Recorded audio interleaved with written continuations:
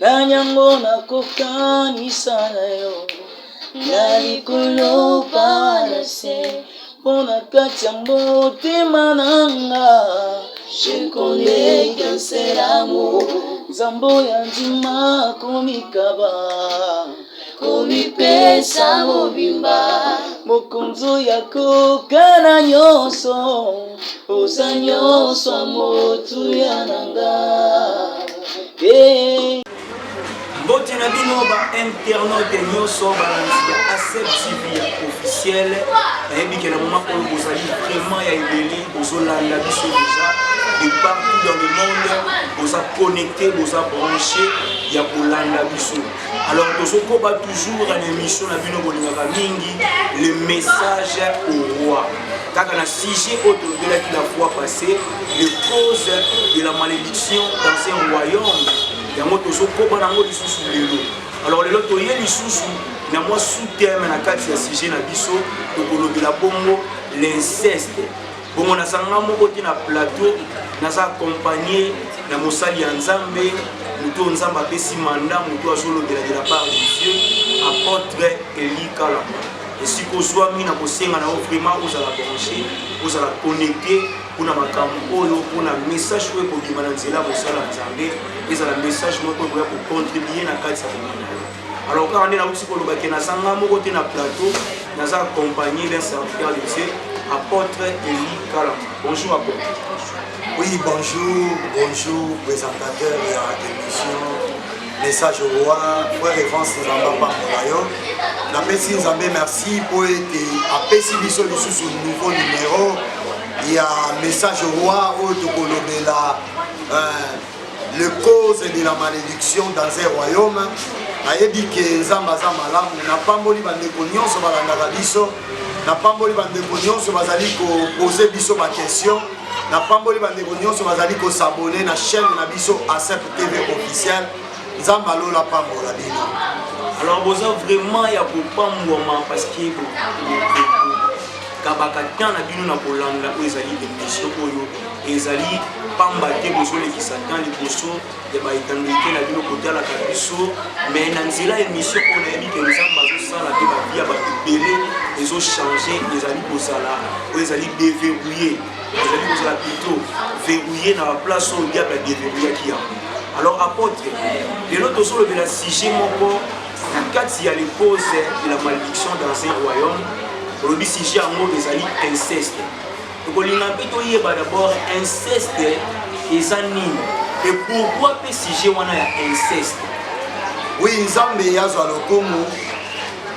Tant tozolobela les causes de la malédiction dans un royaume ou dans une famille. Par rapport à ndenge Nzambe azali kotambusa biso na kati ya mosala na ye, tozali komona eza na bato ebele bazali kotravailler dur mpona sali na bango, mais quelque part sali na bango ezali kopesama te. Sikoyo ezali kolinga kosala comme si ke Yesu aza makasi te, comme si ke Yesu asalaka te. Or Yesu aza makasi mpe Yesu asalaka na ye.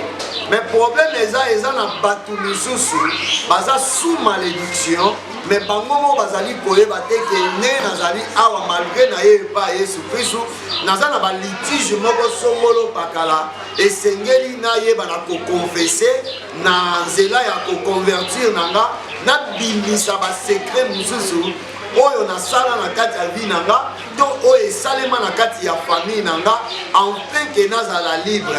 Parce que Bible est claire, il n'y a donc aucune condamnation pour tous ceux qui sont en Christ. Mon coquille comme on a moutoisa en Christ, mais toujours condamné. Or, cause mounene, je m'excuse, cause mounene oyo ezosalaki mutu azala sous malédiction. Tozolobela inceste. Inceste ezali nini? Inceste, selon la Bible, ezali une relation ou une conjonction sexuelle illicite entre les personnes qui sont parentées. C'est-à-dire quoi? Bosangani ya mwasi na mobali oyo baza famille moko. Yango nde tozobenga inceste. Dans nzela ya inceste, batu ebele baza sous malédiction parce que inceste na kati ya ba famille ebele ezali. C'est un esprit oyo e animaka ba famille ebele pour na faire pénétrer malédiction. Tant que tozolo bela inceste, tokolinga ko faire comprendre batu pe conséquences ya inceste. C'est-à-dire quoi? Omoni biso toza ba bantu. Na kati na biso ba bantu to vivaka ndenge mona ba bindele te, ba mindele bazalaka na oyo tobengaka famille restreinte. Famille restreinte ezali mutu azo vivre kaka papa, maman na bana. Mais biso na ba bantu to biso ba africain tolingaka mingi kozala na famille élargie. Na kati ya famille élargie okoya komona mama aza wana leki ya mama pa aye kovanda na ndako, papa aza wana leki ya papa pe aye kovanda na ndako. Peut-être okomona bana nkasi ya papa, c'est-à-dire baneve ya papa baye kovanda. Okomona famille komi saturée, famille komi élargie, et na kati ya famille élargie ne place pe toyaka komona une animation des esprits mauvais oyo esala kokomona cousin na cousine basangani basali nzoto moko. So biloko wana nde tobengaka inceste. Or na ndenge selon la parole de Dieu, ndeko mwasi to mwana ya noko to mwana ya tata mwasi, mwana ya mama kulutu to mwana ya papa kulutu, baza bandeko bakoki kozala ensemble te lokola basala relation ya mwasi na mobali. So il suffit basala eloko wana nde tobengango inceste. To inceste tokoki kokuta grande sœur na petite sœur, c'est-à-dire baza na même papa même maman ba passer na acte sexuel. Parce que acte sexuel oyo ba sœur basalaka na ba frère na bango nde tobenga inceste. Or yango nde kotisaka malédiction, c'est-à-dire cause ya malédiction na kati ya ba famille ebele, même na kati ya ba mboka ebele ozomona mboka ezo s'épanouir te, omoni famille ezo s'épanouir te, omoni mutu abali épanouissement eza te, eza mingi mingi inceste. C'est pour cela okoya komona ndeko mwana ya noko aza na kati ya ndako, momoni alandaka ndeko na ye ya mwasi, to mwana ya papa kulutu mwana ya tata mwasi bazovanda ndako moko na cousin na ye, omoni bakutani, c'est-à-dire basali acte sexuel. Acte sexuel wana ememaka ba malédiction, ememaka ba problème, ba misusu kuti basala mona bomwana. Mais jusqu'à maintenant, peut-être qu'à tout belate aye pa Yesu Christ. Et tant que vous n'avez pas Yesu Christ, et que vous avez mwana au tout belate. Diable aza na porte à la carte en dako yo, oya komanda ko travailler. C'est pour cela que vous voyez comment on a des conséquences des arabes mutu abali mazobota te. Parce que ozobota te yo za déjà na Yesu comme ozobota te. Muzuzo oki komona mutu abali, mais ce que aza na ba femme na ba mari de nuit. Inceste contre ça va mari de nuit, contre ça va femme de nuit. Inceste c'est ça la même que mutu soka bandi ko bota, musuzo komona bandi ko bota, mazobota ba dengue eza bano bazaka lwa disenyi. Ba utaka mingi na ba acte sexuel ya ba inceste. C'est-à-dire bazalaka bana ya malédiction. Parce que ndenge nzamba ke libiso mutu ko bota ke boye, abota mwana bi madengue. C'est-à-dire bi madisenyi. Adi malogola mwana ya mai. Ba source ya bana wana mingi mingi ezalaka bana oyo babotami na ba union illicite.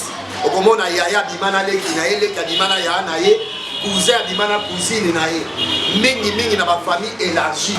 Ba biloko wana ezalaka yango to olobela cause de la malédiction. Avant na pesa ba verset biblique na koyoka yo comme ça to kende na pesa ba verset biblique. Bande ko balanti na yebi ke bosani belé na kosinga na bino lisika bozwami bozwa mwaka no che pembeni ozu mwaka yo che pembeni ozu mweloko mwako che pembeni pona konote lelo ba famille ebele eza moli to ba nation ebele eza moli rien que cause ezali ba inceste ezali kosalema mingi na kati ya ba famille. Alors apôtre na ça déjà na motuna moko ya kotuna par rapport déjà ya makambo uti koloba awa olingi toyeba ngamoko pe na lingi na yeba tosi toyi osala siko nini pona tozala épargner na makambo na kati ya ba famille to na kati ya ba nation eloko nino tokoki kosala po to échapper na malédiction sur na nzela ya inceste. Oui, avant na lobela porte ya sortie na kati ya malédiction ya inceste na olinga non na prouver ngo na kati ya parole de Dieu nini nzambe azolobela à cause de l'inceste ozomona Lévitique chapitre na yango Lévitique chapitre na yango 18 verset na yango 1 ba oyo bazotanga mpe baza na bacarnet baokoma Lévitique chapitre na yango 18 verset na yango chapitre 18 verset 1 jusqu'à 17 mais biso tokotangaka jusqu'à 5 Bible elobi boye l'Éternel parla à Moïse et dit parle aux Israélites tu leur diras je suis l'Éternel votre Dieu vous ne ferez pas ce qui se fait dans le pays d'Égypte où vous avez habité vous ne ferez pas ce qui se fait dans le pays de Canaan où je vous mène vous ne suivrez pas leurs principes vous pratiquerez mes ordonnances et vous garderez mes principes vous les suivrez je suis l'Éternel votre Dieu 5 vous garderez ces principes et mes ordonnances l'homme qui les pratiquera vivra par eux je suis l'Éternel 6 nul de vous ne s'approchera de sa parente pour découvrir sa nudité je suis l'Éternel tu ne découvriras pas la nudité de ton père ni la nudité de ta mère c'est ta mère tu ne découvriras pas sa nudité 8 tu ne découvriras pas la nudité de la femme de ton père c'est la nudité de ton père 9 tu ne découvriras pas la nudité de ta sœur fille de ton père ou fille de ta mère née de la maison ou née hors de la maison amen omoni soko kiti tina se bazolobela kaka banudité ya bafrère ya basere ya tata mwasi ya mama leki ya noko ya petite sere ya cousin ya cousine ya mwana ya papa na bino ozomona tala baketi plus loin mwana ya papa na bino c'est-à-dire mama na bino babalani na papa moko songolo bakala papa wana aza na mwana na ye eyo oza ndeko ya mwasi obotami kota mama boza papa moko te mais ntango papa na bino na mama na bino basangani bakomi moko bomoko automatiquement bano papa wana bota libanda bakomi bandeko na yo so bible ezolobela inceste bible elobi boye okodécouvrir te nudité ya sœur na yo ya petite sœur na yo ya frère na yo ya mama na bino to ya papa na bino soko tali déjà Nzambe azali kolobela problème ya malédiction parce que soki eke omoni nudité ya petite sœur na yo po bo passer na ye acte sexuel ya grand frère oui c'est-à-dire quoi soki o découvrir nudité ya petite sœur na yo po na acte sexuel o passer na ye acte sexuel to ya petit frère na yo po passer na acte sexuel tozomona ngo ezosalema ebele mutu azobima na leki na ye to azobima na ya na ye amona ngo eza normal mais ekozaka oyo tozobenga malédiction moko soki esabatre na kati ya famille ekreaka baliwa ekreaka stérilité ekreaka bafemme mpe bamari de nuit na kati ya bato bapose baacte wana c'est pour cela bible elobi boye bokosala te makambo oyo ebandaki kosalema na Égypte c'est-à-dire na kati ya Égypte yaya na leki babandaki kozala mpe ensemble bapose acte sexuel alobi boye meme na Égypte oyo bino bouti bolanda baprincipe na bango te mpe bapratike na bango te mboka oyo mpe nazomema bino mboka wana Kana baza mpe mboka oyo batambolaka sans baprincipe ya malamu bolanda mpe makambo na bango te alobi boye bolanda makambo nga Nzambe nazoyebisa bino c'est-à-dire boevite inceste ntango bokoevite yango plutôt nde ekosala ke mboka ezala béni mboka ezala visite mboka makambo nyonso bokosala ya malamu makambo wana ebota mbuma malamu c'est pour cela ntango Nzambe aoloba makambo oyo Nzambe ayebi ke diable akoki kozwa toute une famille na esclavagisme au travers l'inceste.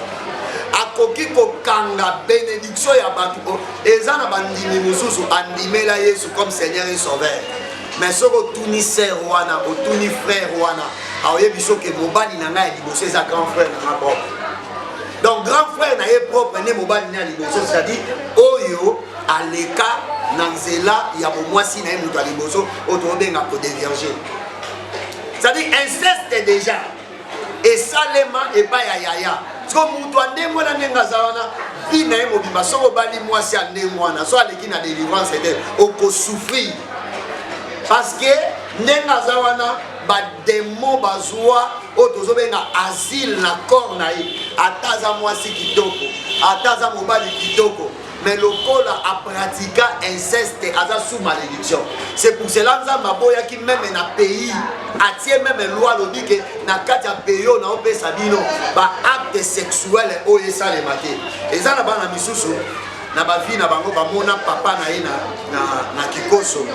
Abona maman na bango na yaye ba na sala de divorce de komoko ya mwasi.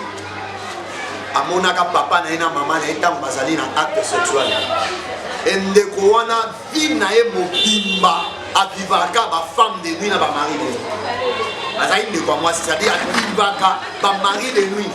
Et na ko découvrir tant de ko landela ye mari de nuit wana kotaka mukolo amonaka ba parents na ye na acte sexuel. Ce que Bible le dit que beaucoup permettre te mwana mobali au monde a nivita maman na bino. Alors ça m'a des malédiction. Moi na moi si comme me capete au monde a nivita papa na yo et ça malédiction.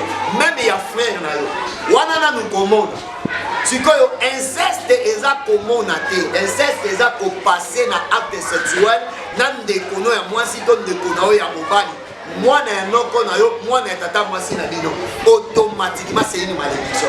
Ya mozo mona ba famille belé, ba sœur belé, ata bala. Mais avant de ramalam na libala te pona ni mobali na liboso za ya na ye mobali na liboso eza ndeko na to papa na eza na ndeko mo tant dozo kola na bandundu ndeko moko ya mwasi abotaka na papa na kana donc mutu abotisa ye mwana papa na ye donc mutu ane mwana déjà soki aleki na délivrance te vi na ye kotika na ozala malamu te et makambo eza na bafamille ebele acte donc c'est-à-dire inceste et ça dans ma famille belé tu vois pas de belé au moins ça est pas Yesu alors dit que le roi n'a pas Yesu Christ makambo to sala kana ya na de kinanga et quoi non et quoi ité pour quoi il faut au confesser Bible zolo dans Proverbe chapitre 28 verset 13 Bible zolo dit c'est lui qui cache ses transgressions ne prospère point. Mais celui qui les avoue et les délaisse obtient miséricorde. Tant que vous n'avez pas il faut oyer bisamosa dans l'Amérique. Ceux qui ont le nom de la dévierge, et sa grand frère n'a pas dévierge. Donc, les alliés, frère Nana. Donc, tant que vous avez dit que Nemosa dans Zambé a dit qu'il faut attaquer des démons tels dans quatre autres moutons. En réalité, les démons vont attaquer un acte wana. Donc c'est ça et l'eau on a eu qu'on va voir. Alors quand on a eu ma peau et tout ça expliciter les missions par rapport à la question et l'eau on nous qu'on dit que ça pour échapper un peu dans le camp. Tout ça la victime il y a une malédiction ou est-ce que nous là inceste. Oui. Et l'eau va dire que ça na on a bisayo bola. Parole de Dieu ce qui est bimé ça le tient dans mon ndelo. Et tiaka ma ligne de conduite. Na kata ma ligne de conduite, il suffit de en dehors il y a ligne de conduite ya Nzambe au quoi il est dans ma boka kadelo. Sikol, pour s'échapper na malédiction wana na opesa ka verset moko. Romains chapitre 8. Romains chapitre 8 verset 1 à 3. Bible zolo baboy. Il y a donc maintenant aucune condamnation pour ceux qui sont en Christ, qui marchent non selon la chair, mais selon l'esprit. En effet, la loi de l'esprit de vie en Christ, Jésus-Christ m'a libéré de la loi du péché et de la mort. Car, chose impossible à la loi, parce que la chair la rendait sans force. Dieu en envoya à cause du péché son propre Fils dans une chair semblable à celle du péché, a condamné le péché dans la chair. C'est-à-dire quoi? Pour s'échapper à la malédiction de l'inceste, ou s'échapper à la malédiction, n'importe quelle malédiction, la voie de sortie est allée mon corps. Yesu alobi boye.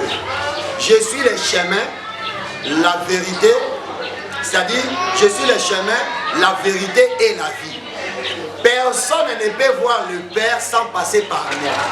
C'est-à-dire pour sortir de cette malédiction, le chemin c'est le Seigneur Jésus-Christ. La vie c'est le Seigneur Jésus-Christ. C'est-à-dire qu'il faut oya et pas ya Yesu.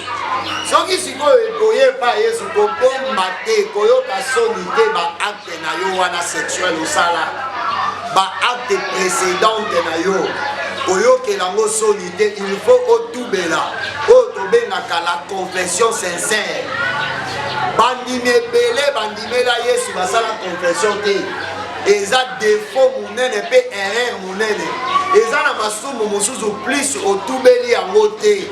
Eza difficile démon adima. Parce que tant que totubelaka, eza lokola to exposaka démon, to présenter yé na lumière. Et lokola diable alingaka lumière te, automatiquement aza condamné. Donc pour ne s'échapper dans la malédiction, c'est pour cela Bible ezolobani na Jean chapitre 3 verset 16. Quand Dieu a aimé le monde, il a donné. C'est-à-dire Nzambe asia pesaki sacrifice afin que muto yazo vivre sous une malédiction, il y a inceste, tsoka limeli Yesu Christ azala sauver. Bako jugé et na 17 balobi en effet, c'est-à-dire Jean chapitre 3, Jean 3 17. Balobi en effet, Dieu n'a pas envoyé son fils pour qu'il juge le monde, mais pour sauver le monde. C'est-à-dire soki ondimeli Yesu bawana ota kuna te pona ni osaki acte wana osala yango pona ni eloko ni letinda kiyo non eza problème ya ko dévoiler kaka mabe ya diable so Satan ingaka te mutu a dévoiler ba acte wana omona liboso mutu akoyoka soni or yoka ba conséquences na ngo. Premièrement, inceste et facilitaka ba démon puissant ba wana ko œuvrer na kati ya mutu. Ozomona eza na bato misusu na âge à 8 ans, âge à 12 ans asala inceste.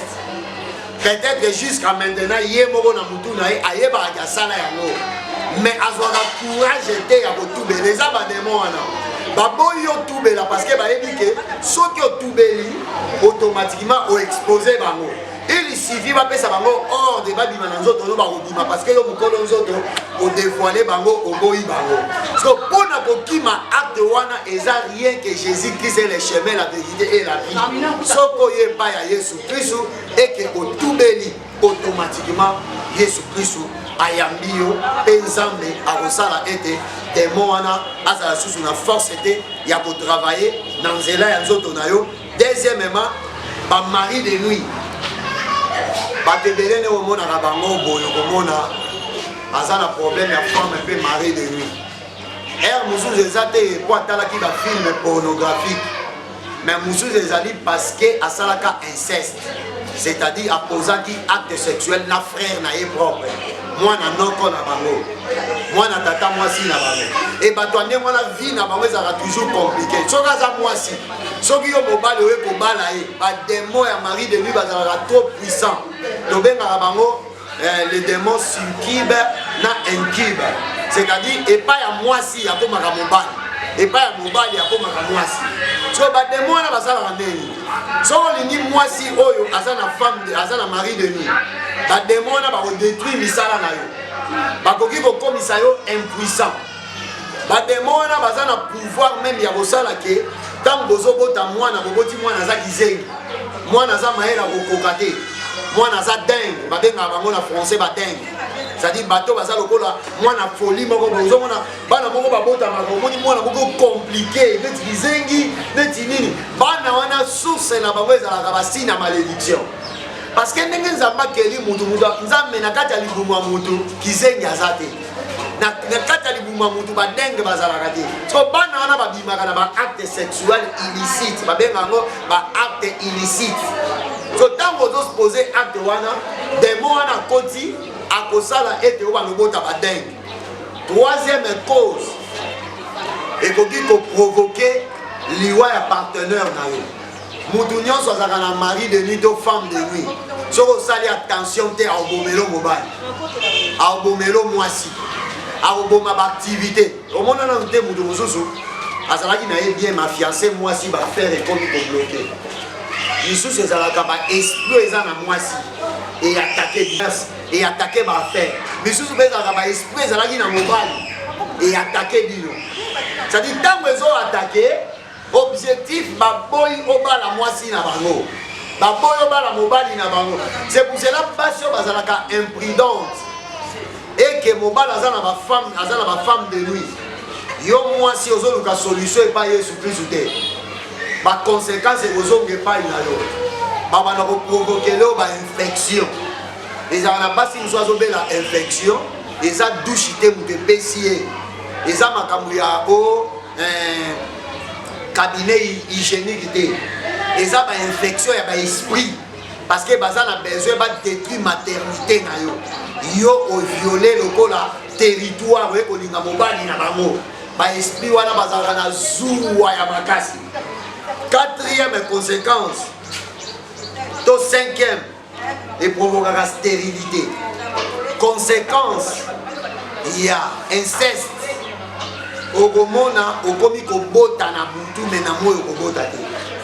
Donc nzambe ntango azoyebisa Israël problème ya inceste ayebaki eza na bafamille ebele bandeko mosusu omona aza na poto mabima na ndeko na ye makomona vi na ye ezobonga te to okoki komona ezala na bato misusu kote mbongo azwaka nde mbongo maza instable na makambo ya mariage ekreaka instabilité na mariage. Ozomona lelo lingi mobali oyo oboyani lobi fiancé oyo aye akimi nga na si namona ndeko moko mobali aye pa na ye afiancé ye après likolo mobali akimi so na kotuna nzambe koma bafiancé bakimaka nga aye kolota nini bazolakisa ye ke ye basi babana ye et chaque fois mobali ya bomoto boyaka mpona kofiancé ye eloko esalaka mpo mobali wana bakima parce que mibali wana babetelaka lisolo te esprit oyo ebana ye wana ekendaka komenase mobali wana mobali aloti na butu bazolakisa ye mwasi wana bike omoni mwasi wana azaka mwasi na nga soki olingi vi na yo ebeba te komeka kolinga mwasi wana te mpe soki omeki kokontinue osapproche na mwasi na nga na oboma yo mobali alamuki na ntongo abeteli mwasi lisolo te akomi na baméfiance sikoyo biso toyaki koyeba yango ndenge nini ntango moto ozosala opération ya bateme nazosala cure d'âme nabandi kotuna mutu na mutu chaque ndoto na baparcours ya vie nde ndeko wana ya mwasi aye kobeta lisolo abeti lisolo pourquoi un jour akutani na mobali wana ayebisi eke yo mpenza ofiansanga okima kaka boye okenda ndenge wana alobi sœur nalingi nabetelo lisolo parce que nasolai na pasteur na biso alobaki na yede oyo nayebisa yo alobi eloko esalaka na kima yo omoni mokolo tosololaka oyo nalobaki kaka na obala yo mokolo wana butu wana nalala te babetanga bamenasanga mpona yo kutu mobali wana aloba soki nasaproche na yo akobomanga ntango nalamuki na ntongo natuni camarade na nga alobi seke mwasi na yo azalaka na contrat spirituel c'est-à-dire aza na mariage spirituel mobali oyo aye komenase na butu nde ye wana mobali na ye en réalité soki aleki na délivrance te eke yo obali ye mobali wana odétruire yo alobi eloko omonaki nakimaki yo yango wana donc toye kocomprendre ke meme basi ebele mibali ebele bazozala instable na problème ya mariage cause eza malédiction ya inceste ememaka bademo puissant na bavie ya bato eza na bacouple ebele eza bacouple ya bainceste mpe bamakambo bazovivre bazoluka lokola banganga eza makambo banganga te nayokaki nganga moko azoloba abenganaka bamari de lui nalobi Yesu azoloba na Matthieu chapitre 12 un démon ne peut chasser un autre démon. Satan ne peut jamais chasser un autre Satan. Donc yo zanganga obengana mari de lui nene. Oh nazana bakisi soki na sukoli yo na désenvoûté yo. Lokuta ma soeur, eza makambo ya kodesenvoûte yo te na nzela ya mai ya kosukola. Eza makambo ya kodesenvoûte yo te na nzela ya bamungwa. Mais eza makambo ya yo oluka Yesu Kristo azala Seigneur pe sauveur na yo, otubela ba acte nyonso sala comme ya inceste oyo ezali koprovoke malédiction po oyo obikisama. La seule chose ezali ke abomination wana ekreaka bademo puissant mpona kodétruire bavie ya bato. Donc nazoloba boye soki otali na 1 Corinthiens parce que ndeko akoki koloba eza Ancien Testament, inceste eza na Ancien Testament, mais nalingi naloba boye inceste eza kaka na Ancien Testament te. Frère vandeke toolobela yango lelo eza na bafamille basœur bafrère mosusu basala bainceste. Inceste eza même na Nouveau Testament na 1 Corinthiens chapitre na yango 5 nazotanga parce que minute na biso etika luke. 1 Corinthiens chapitre 5 verset nango 1 à 5. Je lis la parole de Dieu. 1 Corinthiens chapitre 5. La Bible dit: on entend parler constamment d'inconduite parmi vous, et d'une inconduite telle que ne se rencontre pas même chez les païens. C'est au point que l'un de vous a la femme de son père. C'est-à-dire, quand une personne a eu la femme de son père pour faire cet acte sexuel, c'est ça qu'on appelle l'inceste. C'est-à-dire, apôtre Paul a dit qu'on découvrit ma camboukol na katia Corinthe, inceste ezo salema. Alors, quand apôtre Paul a dit, batuyande wana asali inceste, pe asa enflé d'orgueil. Alobi bo suspendre pe bo bengana ye. Apôtre Paul azolo. C'est-à-dire quoi? Tozate pour na bengana mudu, mais la seule chose eza mudu tango za na kati ya malédiction, ya inceste, il faut na humilité. Oluka basali ya Nzambe, ma soeur, mon frère. Yo yozolanda nga na éviter so kozala na Paris, na éviter so kozala na Londres. Na éviter ce que vous avez kaka na kati ya Congo, na ville à Kinshasa, oza na Bukavu, parce que vous avez des partout dans le monde. Péché à inceste et provocaka malédiction moko puissante o ekangaka ba génération à génération. Okobanda kobota bizengi, okozala instable na mariage, okozala stérile, okozala instable na finance, parce que diable akobanda ko travailler puissamment kati na yo. La seule chose ezali esika ozali luka mosala Nzambe oyo azobanga Nzambe bondela Nzambe a orienté yo de façon que soki okutana na mosala Nzambe azobanga Nzambe akoyeba na kodiriger yo na sima ya confession na yo a élection na délivrance, et soki oleki na délivrance nde okoya komona bademo wana kotika yo. Mais sans cela vivre instabilité oyo ekozala de génération à génération. C'est pour cela ma famille même oyo papa salaka inceste na ndeko na ye oya komona baboti bana na bango bana pe baosala inceste ezalaka nde mwana ezalaka lokola gangrène oyo elandanaka. Yango na kolinga koloba ke 1 Corinthiens 5 1 à 5 Bible ezolobela inceste Nzambe azwa lokumu. Nzambe azwa lokumu. Alors tokomi pratiquement la fin émission na biso. Mais avant de chiter apôtre moi motuna moko matinga lisusu ezaki eloko nini esalaka ke mutu azala motivé to azala poussé na kokoma ti ya niveau ya kosala acte wana. Oui, eza problème ya envoûtement, mais eza problème ya manque ya parole. Bible ezoloba David alobi liloba moko alobi que ta parole est une lampe à mes pieds. C'est-à-dire mutu azotambola selon la parole de Dieu. C'est pour cela na Lévitique chapitre 18 Nzambe alobi soki bolandi maloba oyo nayebisi bino bokovivre kolandisama maloba oyo. Motivation ezalaka badémon. Badémon soki balingi bafrappe famille, soki balingi bafrappe royaume, soki balingi bafrappe mboka, baprovokaka baincitaka bato na baacte moko ya mabe. Ezalaka inceste te parce que tokolobela biloko ebele. Donc mutu ko la motiver ya proposer acte wana eza rien qui avortement. Mosusu ezalaka génétique, c'est-à-dire quoi? Maman na bino asalaka inceste na ndeko na ye. Tango aboti bino esprit wana soki atubelaka te, soki asambelaka na bosolo te, bana pe basala inceste. Parce que inceste ezalaka de génération à génération.